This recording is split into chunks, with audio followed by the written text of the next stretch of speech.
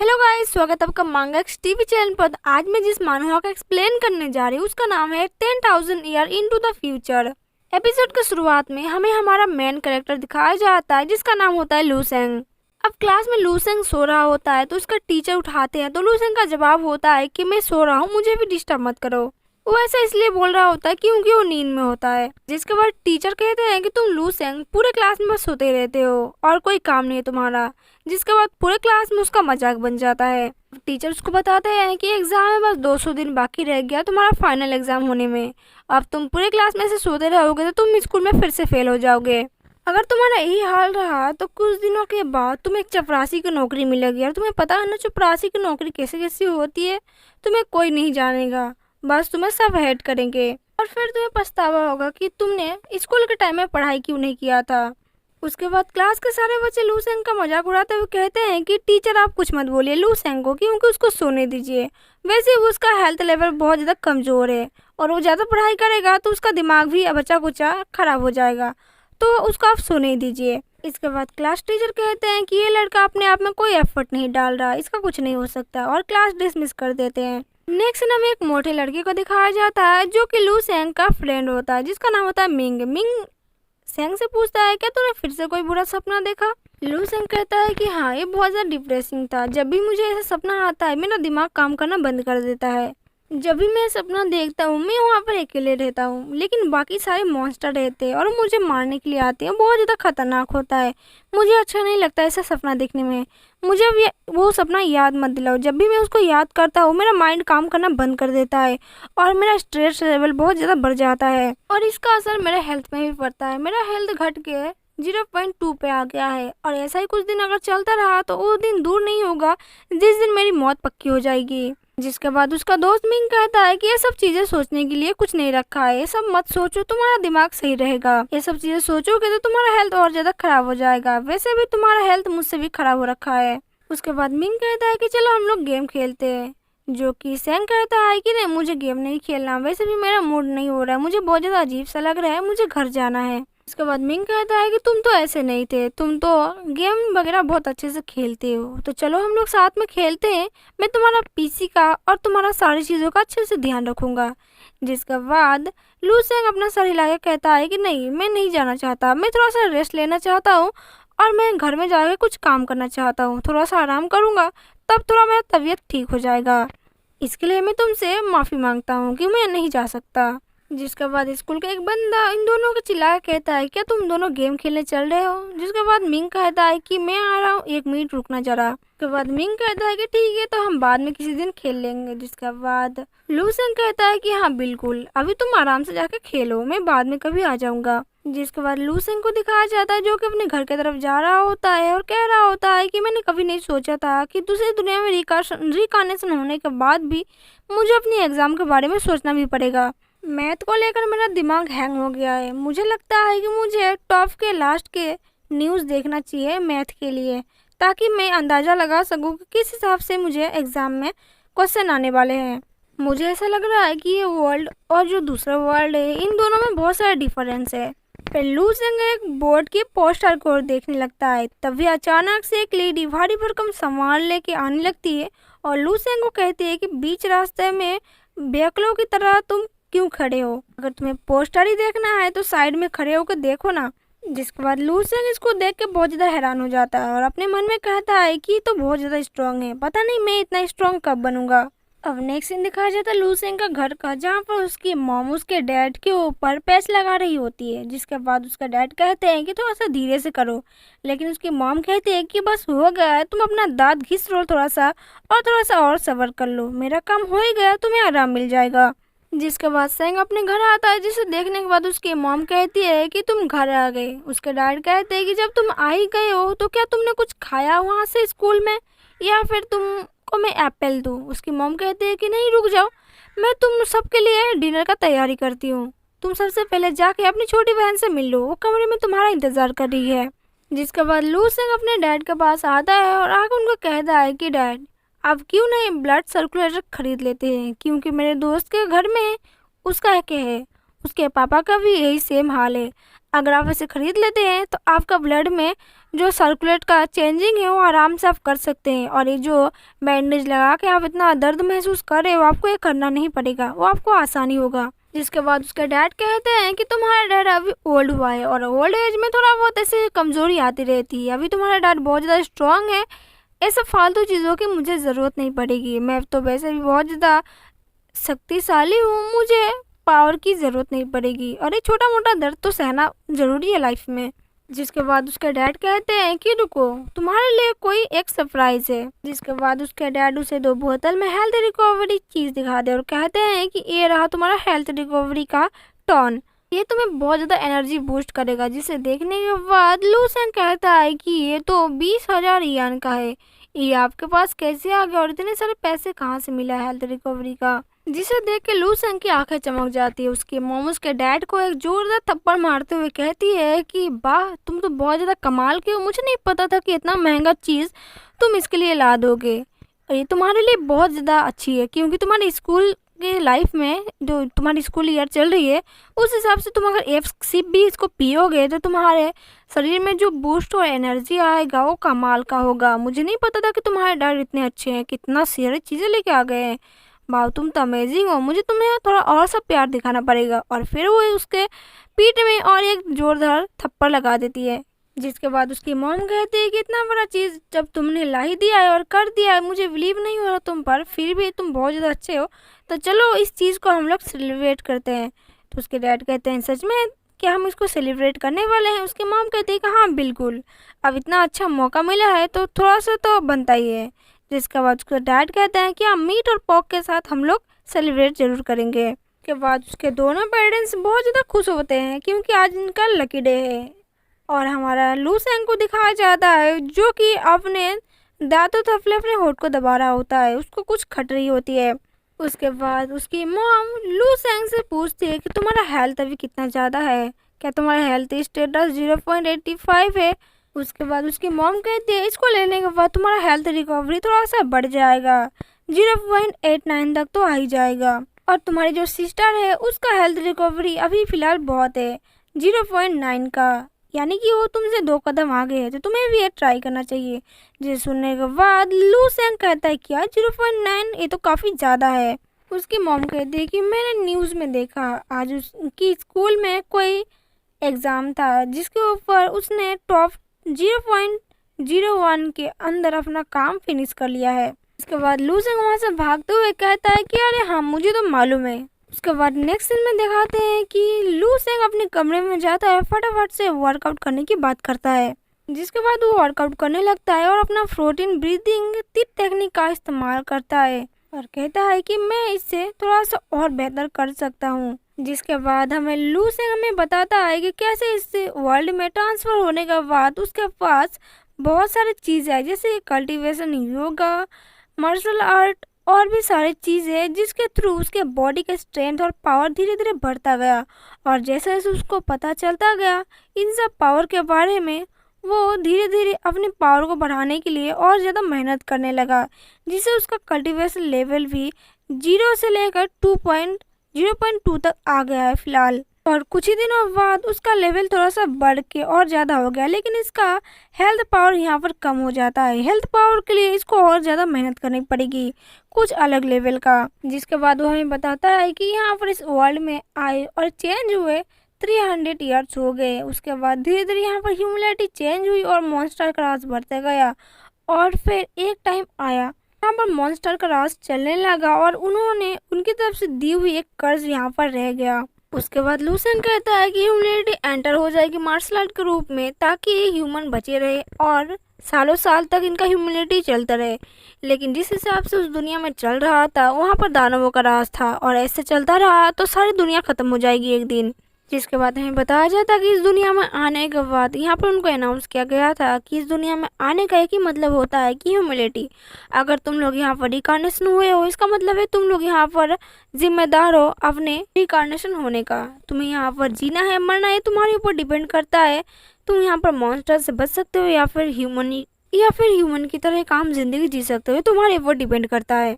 यहाँ उन्हें ये भी बताया जाता है कि तुम लोग यहाँ पर आ गए हो, तुम्हें यहाँ पर मार्शल आर्ट की और कल्टीवेशन की प्रैक्टिस करना पड़ेगा। अगर इन सब चीज़ों को तुम लोग मास्टर हासिल नहीं कर सकोगे तो यहाँ पर जो मॉन्स्टर है तुम लोगों को मार दिया जाएगा और फिर तुम लोग फिर से रिकार्नेशन हो गए लूप में फंस जाओगे। कुल मिला के बात यहाँ पर ये थी कि तुम्हें किसी भी हालत में मार्शल आर्ट को टॉप पे ले जाना पड़ेगा ताकि तुम्हें फिर से रिकार्नेशन होकर इस लूप में ना फंसना पड़े। एंड उसी के साथ तुम्हें जिंदा रहने के लिए सारी कोशिश और सारी हदें पार करना भी होगा। जिसके बाद हमें लूसेंग को दिखाया जाता है जो कि 3 स्टेप कंप्लीट कर चुका आता है बॉडी रिकार्नेशन टेक्निक का, फिर भी उसके हेल्थ में कोई भी चेंजेस नहीं आता है। मायूस होकर कहता है कि मैं इतना ज़्यादा स्टेप कंप्लीट कर लिया फिर भी मेरे बॉडी में कोई भी चेंजेस नहीं आ रहे, लेकिन मेरी एक सिस्टर है जो कि उसने अपना रीच आउट करके 0.9 तक कर लिया है और एक मैं हूँ जो कितना भी कोशिश कर लूँ मेरी बॉडी में कोई भी कैपेसिटी काम ही नहीं कर रही है और ना ही कोई टेक्निक यहाँ पर काम कर रही है। मैं वहीं की वहीं हूँ। मैं इतने अच्छे से मार्शल आर्ट और बाकी सब चीज़ों को भी ट्राई कर रहा हूँ फिर भी मेरा पीछा वो नाइटमेयर नहीं छोड़ी है। मुझे वो नाइटमेयर हर रोज़ आती है और मेरा बॉडी का कोई भी स्टेटस चेंज नहीं हो रहा। मैं क्या करूँ जिससे मेरी बॉडी की स्टेटस चेंज हो जाए। उसके बाद वो निराश होकर कहता है कि मॉम डैड ने मेरे लिए वो एक मेडिसिन खरीदा है ताकि मैं हेल्दी बन सकूँ और मेरी बॉडी का पावर बढ़ा सकूँ, लेकिन मैं कुछ भी कर लूँ मेरा बॉडी की स्टेटस नहीं चेंज हो रहा। मैं इतना ज़्यादा मेहनत कर रहा हूँ फिर भी कोई भी ज़रा भी फ़र्क नहीं पड़ रहा है, लेकिन गॉड ने मुझे एक और चांस दिया है इसको चेंज करने के लिए। मैं मार्शल आर्ट की प्रैक्टिस करूँगा और भी बहुत ज़्यादा मेहनत करूँगा, जीत और मेहनत, और ताकि मैं इस जंजाल से निकल सकूँ। मैं ऐसे ही नहीं मर सकता और ना ही मैं इसे बुज़दिलों की तरह रह सकता हूँ। मुझे प्रैक्टिस करना पड़ेगा, मेरे लिए नहीं मेरे मॉम डैड के लिए, क्योंकि उन लोगों ने बहुत ज़्यादा मेहनत किया है मेरे लिए। अब 3 बार करने के बाद में अगर मैं थक जाऊं तो मैं कैसे फिर परफेक्ट बनूंगा। मुझे 3 बार नहीं मुझे 4 बार करना होगा, 4 बार नहीं मुझे 5 बार, 6 बार, 7 बार, जब तक ना मैं अच्छा बन जाऊँ तब तक मुझे प्रैक्टिस करना ही होगा। मैं ऐसे हार नहीं मान सकता कभी नहीं। जिसके बाद उसको चक्कर आने लगते हैं और जब उसकी आँख खुलती है तो बहुत ज़्यादा हैरान हो जाता है। वो कहता है कि मैं तो वही जगह है जो कि मैं अपने सपने में देखा करता था, जो कि मेरा नाइटमेयर हुआ करता था भयानक वाला। जिसके बाद वो खड़ा होता है और अपने गाल को खींचने लगता है और कहता है क्या मैं फिर से सो गया हूँ, मेरे साथ चल क्या रहा है, लेकिन ये सब क्यों हो रहा है मेरे साथ। उसके बाद पीछे से एक मॉन्स्टर उसके ऊपर हमला बोल देता है। अब इसे समझ में नहीं आता कि मॉन्स्टर अचानक से कहाँ से आ गया हो और वो मॉन्स्टर से बचने लगता है। उसके बाद वो मॉन्स्टर जैसे उसको खाने जाता है, लू सेंग कहता है कि मुझे पता नहीं था कि मैं इस मॉन्स्टर से ऐसे मरने वाला हूँ, क्योंकि ये नाइटमेयर था, लेकिन अचानक से सच कैसे हो गया। मैं यहाँ पर उठने की कोशिश कर रहा हूँ फिर भी नहीं हो पा रहा हूँ। अब मैं यहाँ पर कैसे बचूंगा मुझे ये भी समझ में नहीं आ रहा। लगता है यही यहाँ पर मेरा लास्ट अंत है। वो मॉन्स्टर से फाइट करते हुए कहता है कि मॉन्स्टर मेरी तरफ मत देखो अपनी गंदी शक्ल से। फिर वो कहता है कि मैं एक ऐसा बंदा हूँ जिसके पास ना ही कोई पावर है ज़्यादा और ना ही कुछ वो कर सकता है, क्योंकि मेरा हेल्थ रिकवरी पावर भी स्टेटस 0.7 का है, बस इतना ही। और मेरे लेवल का जो बंदे हैं उनके हाई पावर है। मैं यहाँ पर कुछ भी नहीं कर सकता, ना ही मेरा हेल्थ स्टेटस अच्छा है और ना ही मेरे पास कोई इतना अच्छा पावर है जिसके थ्रू मैं इन मॉन्स्टर से लड़ सकूँ। ये नाइटमेयर था लेकिन अब ये सच हो गया है। अब ऐसा लग रहा है कि अब शायद से यहीं पर मेरा अंत लिखा होगा। मैं इतना यूजलेस कैसे हो सकता हूँ। जिसके बाद एक किक में लू सेंग उस मॉन्स्टर को हवा में फेंक देता है और कहता है कि मुझे नहीं पता था कि मेरे हाथ में इतना ज़्यादा पावर है। मुझे अपने आप पर बिलीव नहीं हो रहा कि मैंने ये कर दिखाया। ऐसा लग रहा है कि मेरा मार्शल आर्ट और मेरा कल्टिवेशन धीरे धीरे काम में आ रहा है, लेकिन इससे क्या फ़र्क पड़ता है, ये भी एक सपना ही। लेकिन मुझे ऐसा लग रहा है कि इसको एक ड्रीम बोलना गलत होगा, क्योंकि मुझे यहाँ पर सारी चीज़ें रियलिस्टिक लग रही है। फिर अचानक से उसके दिमाग में एक झटका लगता है जिसके उसे कुछ मेमोरी याद आती है और कहता है कि ये मेमोरी क्या चीज़ है। जिसके बाद उसके सर में दर्द होने लगता है। उसको एक नंबर दिखाई देता है 1359 और उसको ढूंढने का फैसला करता है। अब उसके प्रीवियस लाइफ का सारी चीज़ें मेमोरी कुछ बहुत याद आती है और इस लाइफ का भी बहुत कुछ याद आता है जिसे उसको समझ में नहीं आता। तो कहता है कि मुझे इस नंबर के थ्रू उस सपने का मीनिंग ढूंढना पड़ेगा। मुझे पता नहीं है कि क्या चल रहा है मेरे दिमाग में, लेकिन मैं कोशिश करूँगा कि मैं इस सपने का सच्चाई जान सकूँ। इसके बाद वो देखता है कि उस मॉन्स्टर को हराने के बाद उसको कुछ पॉइंट अप मिलता है और उसका लेवल अप थोड़ा सा बढ़ जाता है। वो कहता है कि मुझे इस मेमोरी का फ़ायदा उठाना चाहिए, इससे मैं ताकतवर भी बनूंगा और मुझे पता चलेगा कि मुझे करना क्या है इस मेमोरी के ऊपर और मैं ये सपना बार बार क्यों देख रहा हूँ। मुझे इसके लिए थोड़ा सा और मेहनत करना पड़ेगा और मुझे इस मेमोरी में फिर से आके फिर से इस मॉन्स्टर को हराना पड़ेगा, ताकि मुझे पता लगे कि ये सब चल क्या रहे और मुझे पॉइंट आउट मिल कैसे रहे हैं। हालांकि मुझे पता नहीं है कि ये मेरे जान के लिए खतरा भी हो सकता है या फिर नहीं भी हो सकता है, मुझे इसको देखना पड़ेगा। लेकिन फिलहाल के लिए ये अभी काफ़ी है। जिसके थोड़ी देर बाद उसको कुछ एहसास होता है और उसके सर में जोरदार दर्द होने लगता है और वो कहता है कि मुझे समझ में नहीं आ रहा कि ये बार बार ये दर्द कहाँ से वापस आ जाता है और यहाँ पर चल क्या रहा है। जिसके बाद उसे होश आता है उसके कमरे में और वो दरवाजे की तरफ मूव करने लगता है। वो कहता है क्या क्या मैं उठ सकता हूँ? कि मेरे शरीर में इतना भी ताकत नहीं है कि मैं उठ सकता हूँ यहाँ पर? क्या मैं यहीं पर मरने वाला हूँ? क्योंकि मुझे यहाँ पर बहुत ज़्यादा अजीब सा लग रहा है। जिसके बाद एक लड़की लू सेंग को चिल्लाते हुए कहती है कि जल्दी से बाहर आओ, अब टाइम हो गया है खाना खाने के लिए। बाहर तुम्हारा सब लोग इंतजार कर रहे हैं। कितने घंटे आलसियों की तरह अपने कमरे में पड़े रहोगे? जिसके बाद पसीने से लथपथ लू सेंग अपना दरवाजा खोलता है और देखता है कि किंग उसकी सिस्टर बाहर खड़ी थी। अब उसकी बहन उसको ताना मारते हुए कहती है कि अभी मत कहना कि तुम अपने कमरे के अंदर जाके वर्कआउट कर रहे थे, क्योंकि तुम एक आलसी हो और आलसियों की तरह अपने कमरे में तुम चुपचाप सो रहे थे। अब झूठ मूठ का कोई भी नाटक मत करना और मान लेना कि तुम आलसियों की तरह पड़े रहे थे, ना कि तुम वर्कआउट कर रहे थे। जिसके बाद वो नोटिस करती है कि लू सेंग बहुत ज़्यादा भीगा हुआ था पसीने में। लू सेंग कहता है कि अरे ज़्यादा टेंशन मत लो, मैं थोड़ा दवाई का ज़्यादा डोज ले लिया था, इसलिए मेरा बॉडी पूरा पसीने से भीग चुका है। इसके बाद उसकी बहन ज़्यादा कुछ नहीं बोलती, बस कहती है कि जल्दी से आ जाओ खाने के टेबल पर, क्योंकि मॉम एंड डैड को ज़्यादा इंतज़ार करना सही नहीं होगा। जिसके बाद किंग वहाँ से जाने से पहले उसको नोटिस करती है और कहती है कि इसका बॉडी इतना ज़्यादा मस्कुलर कैसे हो गया? कुछ दिन पहले तो एकदम लल्लू की तरह दिख रहा था, आज इतना ज़्यादा सा बॉडी बिल्डर कैसे हो गया? मुझे लग रहा है कि वो सच में वर्कआउट कर रहा है, थोड़ा सा एफर्ट डाल रहा है अपने ऊपर, इसलिए तो इतना ज़्यादा हैंडसम दिख रहा था। जिसके बाद लू सेंग कहता है कि तुम चलो, मैं आता हूँ जल्दी ही। लू सेंग कहता है कि मुझे याद है जब हम दोनों बचपन में एक साथ खेलते थे तो कैसे किंग हमेशा मेरे साथ चिपके रहती थी, लेकिन जैसे हम बड़े होते गए धीरे धीरे और हमारा जब असेसमेंट एग्ज़ाम होने लगा और जब वो हमारा रिजल्ट आया तब उसका एटीट्यूड थोड़ा सा चेंज हो गया मेरे प्रति, क्योंकि वो मेरे से ज़्यादा टॉप किए थे। उसका हेल्थ रिकवरी स्टेटस और बाकी सब चीज़ों में 1.0 आया था और ये बहुत ज़्यादा अच्छा था। वो हर एक चीज़ में मुझसे आगे बढ़ती गई और धीरे धीरे ऐसे करके उसका मेरा साथ छूटता गया और हम दोनों भाई बहन फिलहाल के लिए अलग हो गए। हमारा स्कूल के साथ बस ऐसे ही चलता रहा। लू किंग है धीरे धीरे एक जीनियस होती गई। वो पढ़ाई में भी अच्छी थी, स्पोर्ट में भी अच्छी थी और सारे ऑल स्टेटस में भी वो नंबर 1 पे थी। और ऐसे ही करके उसका एटीट्यूड चेंज हो गया और वो मेरे साइड से हट के अपने एटीट्यूड में ही रहने लगी। मेरे सिस्टर के लिए मैं वर्थलेस हूँ, मेरा कोई काम नहीं है, बस मैं एक नकारा की तरह पड़ा रहता हूँ। मेरी एक बहन है जो कि बहुत जीनियस है और मैं उसका भाई हूँ जो कि बहुत ज़्यादा बेवकूफ़ और डफर हूँ। अचानक से उसकी नज़र शीशे में जाती है और वो अपनी बॉडी को देख कर हैरान हो जाता है कि मैं इतना ज़्यादा मस्कुलर कैसे हो गया। इवन कि मेरी बॉडी भी उतना अच्छे से काम नहीं करती और मेरे हाथों को देखो इतना ज़्यादा तेज कैसे चलने लगा। मुझे पता ही नहीं चला कि मैं इतना ज़्यादा मस्कुलर होते जा रहा हूँ धीरे धीरे। जब मैं सो जाता हूँ तो मुझे ऐसा लगता है कि मैं बहुत ज़्यादा एनर्जी गेन कर रहा हूँ और मैं बहुत ज़्यादा पावरफुल अपने आप को महसूस करता हूँ। सोने से ऐसा लगता है कि मेरा पावर बहुत ज़्यादा बढ़ गई है, लेकिन ऐसा कुछ नहीं है। मुझे याद है जब मैं सो रहा था तो मुझे सपने में वो नाइटमेयर दिख रहा था जिसे मैं ज़ॉम्बीज़ के साथ फाइट कर रहा था। मैं बहुत बुरी तरीके से हार गया था।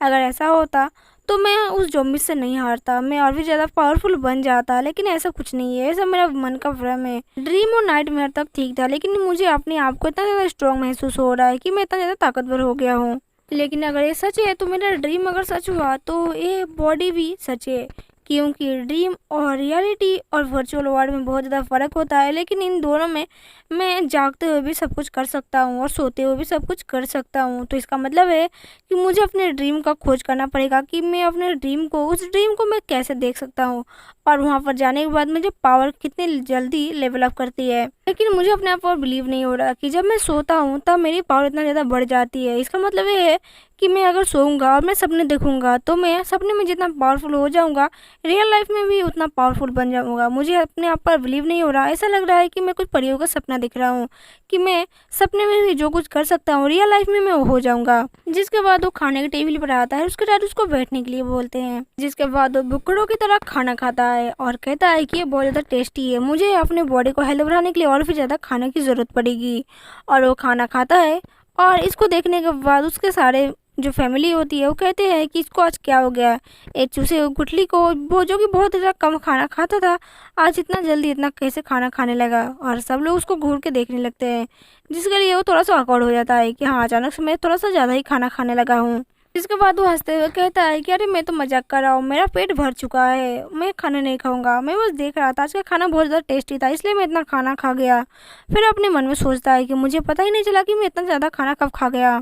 इसके बाद उसके डैड उसको सारा खाना देते हुए कहते हैं कि चिंता मत करो, तुम घर में ही हो, घर में जितना सारा तुम खाना खा सकते हो तुम्हारे लिए उतना ही अच्छा है, कोई तुम यहाँ पर रोक टोक नहीं रहेगा। फिर उसकी मॉम को कहते हैं उसके डैड कि जाओ तुम अभी दूसरा बॉल में खाना पका दो, थोड़ा और राइस पका दो ताकि हमें खाने के मिल जाए, क्योंकि आज मेरा बेटा भूखा है, आज वो अच्छे से दबा के खाएगा। जिसके बाद उसका डैड कहता है कि मेरे लाल तू जितना खाना खाना खा सकता है तू खा ले, क्योंकि तेरा ही घर है, जितना ज़्यादा तू खाएगा उतना ही ज़्यादा बहुत ही ज़्यादा अच्छा और बॉडी बिल्डर होता जाएगा। मैं तो यही चाहता हूँ कि तुम और भी ज़्यादा खाना खाओ और भी ज़्यादा हेल्थी हो जाओ, तुम्हारा हेल्थ स्टेटस बहुत ज़्यादा ज़रूरी है, जितना तुम हेल्दी बनोगे उतना ही तुम्हारी बॉडी के लिए और तुम्हारे इनर पावर के लिए बहुत ज़्यादा अच्छा रहेगा। तो तुम जितना खा सकते हो तुम खाओ, ये तुम्हारे बाप का घर है, किसी का और का नहीं। तुम यहाँ पर जितना लगे उतना ही तुम बोलना, मैं तुम्हें और भी खाना खिला सकता हूँ, मेरे में इतना हिम्मत है कि तुम्हें मैं फुल पेट कभी भी और किसी समय भी खिला सकता हूँ। तो तुम चिंता मत करो, तुम बस अपने हेल्थ पर ध्यान दो, बाकी सारी चीज़ों के लिए भी अगर कोई सी ज़रूरत पड़ेगी तो मैं तुम्हें दे दूँगा, तुम्हें चिंता करने की कोई ज़रूरत नहीं, अभी भी तुम्हारे डैड जिंदा है। उसके बाद उसकी सिस्टर कहते हैं कि हाँ मुझे पता है ये कितना ज़्यादा अच्छा हो गया, क्योंकि अगली बार मैंने चेक किया था इसका 0.8 का था और अभी 18 का हो गया है, मतलब क्या ही अच्छा हुआ है। जिसको सुनने के बाद उसका डैड गुस्सा हो जाता है और कहता है कि ये बंद करो अपने भाई को बुली करना, तुम हमेशा अपने भाई को बुली करते रहती हो, क्या तुम्हें तमीज़ नहीं है थोड़ा सा भी। मेरा बेटा हर यूनिवर्सिटी में अपने मार्शल आर्ट को पीक में उठाने के लिए बहुत ज़्यादा मेहनत कर रहा है, तुम्हें क्या पता होता कि मेहनत क्या करनी होती है, तुम तो बस उसको ताने ही मारते रहती हो। जिसके तौर पर लू सेंग अपने डैड को कहता है कि डैड ऐसी कोई बात नहीं है, वो बस मजाक करती रहती है, उसको छोड़ दीजिए। उसके डैड कहता है कि मेरा बेटा एक दिन मार्शल आर्ट का टॉप पर होगा और वो सबसे ज़्यादा पावरफुल और सबसे ज़्यादा स्ट्रॉन्ग बन जाएगा, देख लेना। तुम उसको बुली करते रहते हो, एक दिन तुम्हें उसको सर झुका कर सलाम करोगी। इसके बाद बाप एंड बेटी में थोड़ा सा प्यारा वाला नोक-झोंक चलता रहता है और यहाँ पर लू सेंग अपने हाथों को देखते हुए कहता है कि क्या मतलब है कि मैं जो सपना देखता हूँ वो सच होने जाता है, इसका मतलब मैं अपने सपने में जो भी देखूंगा अपने आप को जितना पावरफुल बना सकता हूँ रियल लाइफ में मैं भी उतना ज़्यादा पावरफुल हो जाऊंगा। इसका मतलब ये है कि मैं डोजो की तरह ये सब सारी चीज़ें हो रहा है। अगर ये सच है तो मुझे और भी ज़्यादा इसके ऊपर थोड़ा सा ध्यान देना पड़ेगा और मुझे अपनी पावर को बढ़ाने के लिए मुझे और भी ज़्यादा सोने की ज़रूरत पड़ेगी। मैं आप लोगों को बता दूँ, डोजो एक तरीके का रूम होता है जहाँ पर मार्शल आर्ट की प्रैक्टिस की जाती है।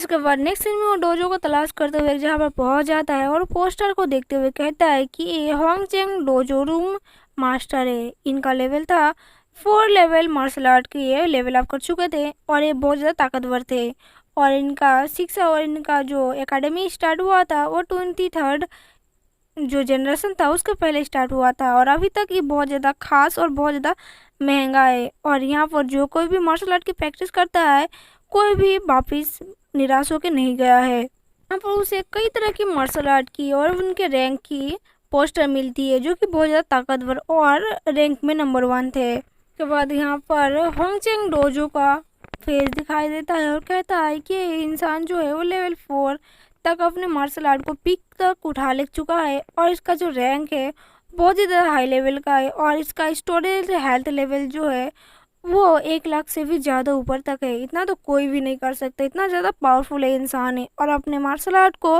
4 लेवल तक भी कम्प्लीट करके उठा चुका है। जिसके बाद वो हेल्थ स्टेटस रिकवरी देखता है तो उनका होता है 200। इसका मतलब ये है कि मेरा जो हेल्थ रिकवरी इक्विपमेंट है वो 300 तक बढ़ चुका है और इस हाई सोसाइटी में रहने के लिए तुम्हें मार्शल आर्ट को सबसे अच्छे तरीके से मार्शल आर्ट करना पड़ेगा और अपने कल्टीवेशन को हाई लेवल पर उठाने के लिए तुम अगर उसको बहुत ज़्यादा मेहनत करोगे और हाई रैंक तक पहुंच जाओगे तो ये सोसाइटी तुम्हें बहुत ऊंची दर्जे पर तुमको मान और सम्मान देगी। जिसके बाद उसकी नज़र जाती है पोस्टर में टंगी हुई फीस का, जो कि देख के उसका दिमाग ख़राब हो जाता है और कहता है कि इतना फीस तो एक हाई वैल्यूबल जो कि जो अमीर फैमिली है वो अपने बच्चे के लिए अफोर्ड कर सकती है, हमारे जैसे गरीब के लिए ये नहीं है क्योंकि ये बहुत ज़्यादा महंगा है। जिसके बाद वो निराश होकर कहता है कि अगर किन्हें कहती है कि मैं इस स्कूल में भर्ती होना चाहती हूँ तो किन्हें के लिए मेरी फैमिली मान जाएगी क्योंकि वो बहुत ज़्यादा शार्प माइंडेड है, लेकिन अगर मेरी बात की जाए तो छोड़ो, वैसे भी मैं कोई अच्छा नहीं हूँ, मैं तो बस अपने ड्रीम में जाके ज़ॉम्बी से फाइट ही करता रहूँगा और मेरा कोई काम नहीं है, क्योंकि मेरे लिए ये सब करना नामुमकिन जैसा हो सकता है, क्योंकि मेरी फैमिली मुझ पर बिलीव नहीं करती। मैं एक नकारा और निकम्मा हूँ जो कि कोई काम का नहीं हूँ, लेकिन किन्हें बहुत अच्छी है, वो जीनियस है, वो शार्प माइंडेड है और उसके लिए फैमिली कुछ भी कर सकती है। और वो निराश होकर वहाँ से जाने लगता है। तभी उसको एक लेडी नोटिस करती है वहाँ पर जाते हुए। जिसके बाद वो लेडी उसको रोकते हुए हेलो कहती है और कहती है, क्या तुम यहाँ पर हैंग चेंग डोजो एकेडमी में रजिस्टर करने के लिए आए हो? स्वागत है तुम्हारे हैंग चेंग डोजो एकेडमी में। जिसके बाद लूसेंग कहता है कि अरे नहीं, मैं तो बस अपना हेल्थ स्टेटस का कॉम्बैक चेक करने आया था कि कितना पावरफुल हो गया है और कुछ नहीं। जिसके बाद उस लेडी को समझ में आ जाता है कि एक वेल्दी फैमिली का नहीं है, इसका मतलब ये है कि एक नॉर्मल फैमिली का है और इसके पास कोई भी इंट्रोडक्शन वाला, मतलब इसके पास कोई भी टीचर नहीं है कि अपना टीचिंग कर सकता है और अपने पावर को बढ़ाने के लिए कोई भी डोजो एकेडमी में एडमिशन ले सकता है। उसके बाद लूसेंग वहाँ से जाने लगता है। वो लेडी उसको रोकते हुए कहती है कि हॉलोवे के सामने से जाते हुए 8 नंबर घर के पास एक आकलन मशीन है, तुम वहाँ पर वैसे जा सकते हो। उसके बाद वो लेडी कहती है, क्या तुम मेरा असिस्टेंट बनना पसंद करोगे? जिसका जवाब लूसेंट कहता है कि थैंक यू, मुझे पता है कि ये काम कैसे करता है, मैं कर लूँगा ये। उसके बाद लूसेंट एक कमरे में जाता है और कहता है कि मुझे सबसे पहले अपना हेल्थ को असेस करना पड़ेगा कि ये कितना ज़्यादा पावरफुल है। उसके बाद वो अपने हेल्थ पावर को नापने के लिए एक बॉल के ऊपर अपना हाथ रखता है और वो बॉल फिर उसका पावर बताती है 0.963, जो कि उसका बॉडी लेवल पावर रैंक होता है। जिसके बाद वो अपना पावर देख के बहुत ज़्यादा हैरान और खुश हो जाता है और अपने आप को कॉन्ग्रेचुलेसन बोलते हुए कहता है कि मेरा पावर 0.96 तक आ गया है। इसका मतलब ये है कि 0.2 से बढ़ के इतना जल्दी इतना हो गया है। इसका मतलब ये है कि मैं अपनी जीनियस बहन को भी हराने जा रहा हूँ। जिसके बाद उसके मन में ख्याल आता है कि उन्हें अपने पावर को चेक किया जाए। फिर वो पावर चेक करने वाला मशीन के सामने आके अपने पावर को चेक करने लगता है। जिसके बाद उसको महसूस होने लगता है कि उसका जो पावर है वो पावर कॉम्बैट बहुत ज़्यादा टेक्निकल और बहुत ज़्यादा पावरफुल बन चुका है। जैसे कि वो अपने सपने में ज़ॉम्बीज़ के साथ लड़ाई करता है, उससे भी पावरफुल यहाँ पर उसको महसूस होता है कि उसके बॉडी में बहुत सारे लोगों की पावर कॉम्बैट एक साथ महसूस हो रही है, यानी कि वो बहुत ज़्यादा ताकतवर महसूस कर रहा है। उसको अलग अलग लेवल का अलग एक्सपीरियंस महसूस होता है। उसके बाद वो एक जोरदार पंच उस मशीन के ऊपर मारता है। जिसके बाद हम देखते हैं लूसेंट को मारने के बाद वो मशीन ओवरलोड दिखाती है और उसका कॉम्बैट पावर 113 दिखाता है। उसके बाद लूसेंट को पावर कॉम्बैट देख के खुद हैरान हो जाता है कि इतना ज़्यादा पावर कैसे आ गया, मतलब मेरा हेल्थ स्टेटस से भी ज़्यादा ये पावरफुल दिखा रहा है। इसका मतलब ये है कि धीरे धीरे इंक्रीज हो रहा है मेरा हेल्थ स्टेटस। इसका मतलब ये है कि मार्शल आर्ट सच में काम करता है। उसके बाद वो सोचता है कि मैं बस 1 घंटा सोया था और मेरा हेल्थ स्टेटस और कॉम्बैट पावर इतना ज़्यादा इंक्रीज हो गया, बहुत ज़्यादा बढ़ गया है। अगर ऐसा होगा तो अगर मैं रोजाना 8 घंटे 9 घंटे या फिर 10 घंटे सोऊंगा तो मेरा पावर कितना ज़्यादा बढ़ जाएगा।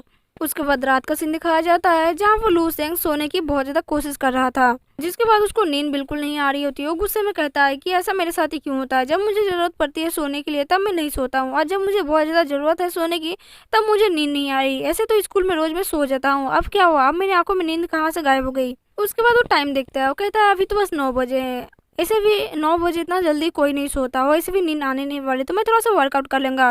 वर्कआउट कर करके अगर मैं थक गया तो मुझे अननेचुरली नींद आ जाएगी। वो अपने पावर को बढ़ाने के लिए अपने बॉडी मेथड का इस्तेमाल करता है। कहता है कि मैं अपने पावर कम वेट को ऐसे ही नहीं लूज करने दूंगा, इसको भी मुझे मेंटेन करके रखना पड़ेगा अपने मेडिटेशन से। जिसके बाद वो अपना फर्स्ट मूव इस्तेमाल करता है जिससे उसकी पूरी बॉडी में एक अलग लेवल की एनर्जी आ जाती है, जिससे वो बहुत ज़्यादा हैरान हो जाता है कि मेरी बॉडी में किस लेवल की एनर्जी आ रही है, मुझे कुछ समझ में नहीं आ रहा कि ये कहाँ से रहा है। जिसके बाद कहता है कि मैंने ऐसा पावर कभी भी महसूस नहीं किया था, क्या ये एक्सरसाइज से हो गया था? अगर ऐसा हुआ तो मैं स्कूल में क्यों नहीं ये सब कर पाया, मुझसे मिस्टेक कैसे हो गया? जिसके बाद प्रैक्टिस करते टाइम उसके बॉडी में फिर से वही पुरानी वाली मेमोरी आ जाती है। जिसके बाद वो बहुत ज़्यादा हैरान हो जाता है और कहता है कि ये मेरे जो बॉडी में, मेरे दिमाग में जो मेमोरी आ रही है वो किस चीज़ का है, मुझे समझ में नहीं आ रहा, क्योंकि ये अलग लेवल का मेमोरी है जिससे मुझे कोई नाता नहीं है, मुझे जानता नहीं हूँ कि ये मेमोरी किस चीज़ का है, लेकिन ये जब भी आती है मेरा दिमाग को हिला के रख देती है, मुझे पता नहीं चलता कि ये मेमोरी किस चीज़ का है, लेकिन मैं एक दिन इसको ज़रूर पता कर लूँगा। इस मेमोरी से मेरा दिमाग बहुत ज़्यादा ख़राब हो जाता है और मुझे बस ज़ॉम्बीज़ और बहुत सारे मॉन्स्टर दिखाई देते हैं। मैं समझ में नहीं पा रहा हूँ कि इससे मैं छुटकारा कैसे पाऊँ। और इसी के साथ पार्ट 1 यहीं पर एंड होता है। अगर आपको वीडियो पसंद आए तो प्लीज़ वीडियो को लाइक करें, चैनल को सब्सक्राइब जरूर कर दें।